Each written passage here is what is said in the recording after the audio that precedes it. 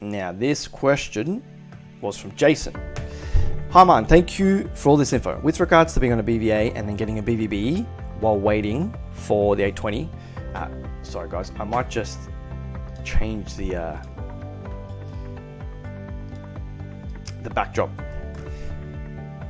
So, with regards to being on a BVA and then getting a BVB whilst waiting for an 820, when traveling, will we get given, sorry, my mouth stopped working, an indication as to when to come back to Australia for the visa to be approved, as we have to be onshore when it is approved? Yes. So just to kind of explain the whole process, when you're onshore, good opportunity to draw something. Onshore, applied for an 820, and you're here on your BVA. You then want to travel, okay? You apply for a BVB. You do that through the INI portal, through your application. So you go back to the INI portal, find your application. On the left-hand side, it says apply for a bridging visa, and you select apply for a travel bridging visa. You complete the application form. It's about 3-4 pages. It takes a few minutes. You're going to need to know that your proposed dates of travel and where you're going to be. So you just need to give them where you think you will be residing overseas, just an address. It doesn't matter if you have various addresses or you're going to various locations, just give them an address. Maybe the most, your primary address where you'll spend the most amount of time. You then pay the fee. From memory, it's about $150.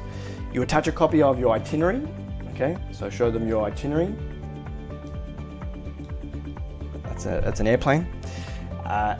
And then really, based on our experience, within 24 to 48 hours, you should get the BVB decision and an approval. I've never seen a BVB refused. And the BVB will be granted for 12 months because you've applied for an onshore partner visa. And basically what that's saying is that for 12 months, you have the right to come in and out of the country. As in, you have the right to come back in. That's what the BVB allows you to do. It's kind of like your ticket back into the country. Okay, that's what a BVB is. You can always leave on a BVA, you just can't come back on a BVA. It doesn't have the return ticket aspect to it, but the BVB does, okay? So for 12 months, you can come and go. There's no limitation anymore in terms of how much time you can spend overseas. So you can spend theoretically, you can plan to spend 6 to 12 months overseas if that was your case. But now to Jason's question, whilst you're overseas, the department, if they start assessing your application, will contact you.